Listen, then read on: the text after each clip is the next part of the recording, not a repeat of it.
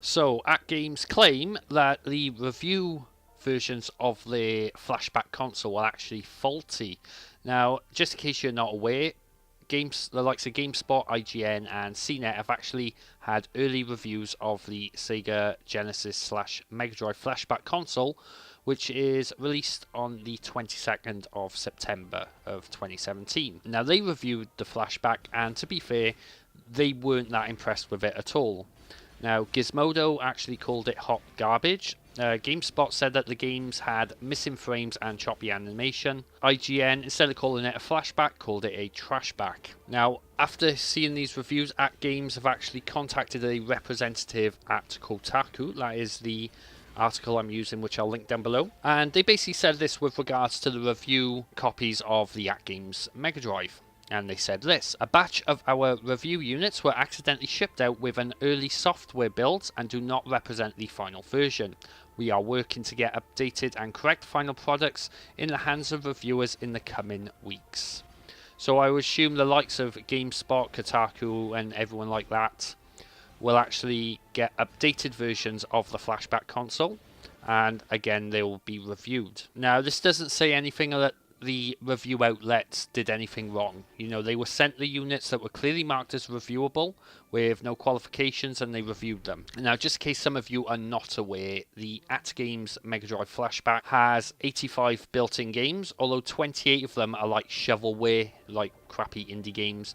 You actually only get 45 Mega Drive or Genesis games. Depends what country you are, whether it's Mega Drive or Genesis. I'll be saying Mega Drive because I'm in the UK. It includes multiple games. It also has a selection of Master System and Game Gear games as well.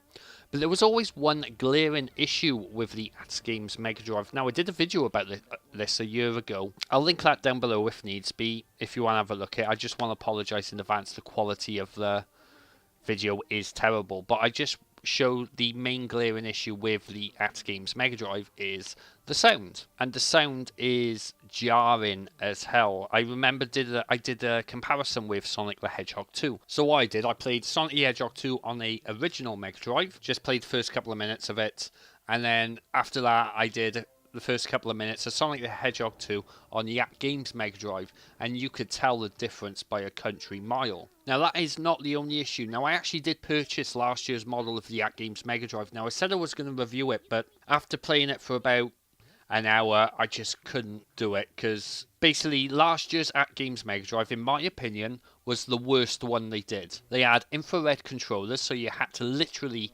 sit right in front of the console in order to use the controllers. They are wireless, but the thing is you will have to use a small head Phillips screwdriver to screw the back out so you can put the AAA batteries in. When I was playing the original Sonic the Hedgehog on the Mega Drive, I experienced constant frame rate drops, you know, and it wasn't smooth at all. And that's what the likes of GameSpot and CNET have said about this year's version, but AtGames are saying the review units weren't actually as standard to the final product. But here's the thing, I don't really believe AtGames. I'm being completely honest with you. The reason I'm saying this is because I believe the first flashback console from AtGames came out in 2010 or 2009.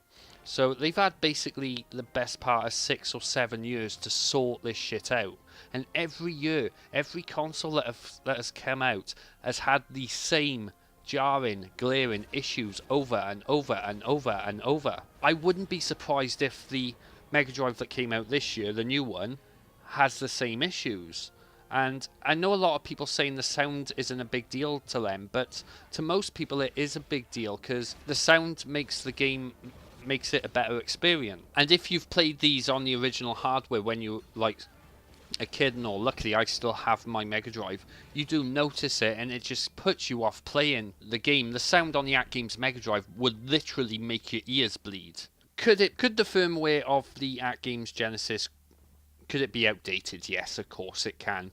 But I still think there will be glaring issues to this AtGames Mega Drive. Now, it doesn't really matter what I think at the moment, because I'm going to be picking one of these up regardless because I'm going to be borrowing a high quality camera and I want to really put in a good review whether or not it is actually going to be worth the amount of money they're charging. Now they are charging $79.99 in US dollars, so I believe that will be like £50 or £60 or hell even £70.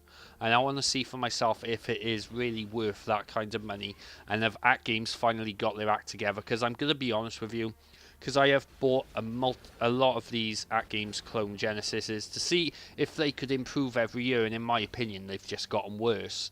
So I will be picking up one of these, and it's their last chance. If they don't sort it out this time, I would beg Sega to get someone else to do their flashbacks. Hell, get Tectoy, you know, because they look like they're going to be making a decent Genesis console, so why not talk to them?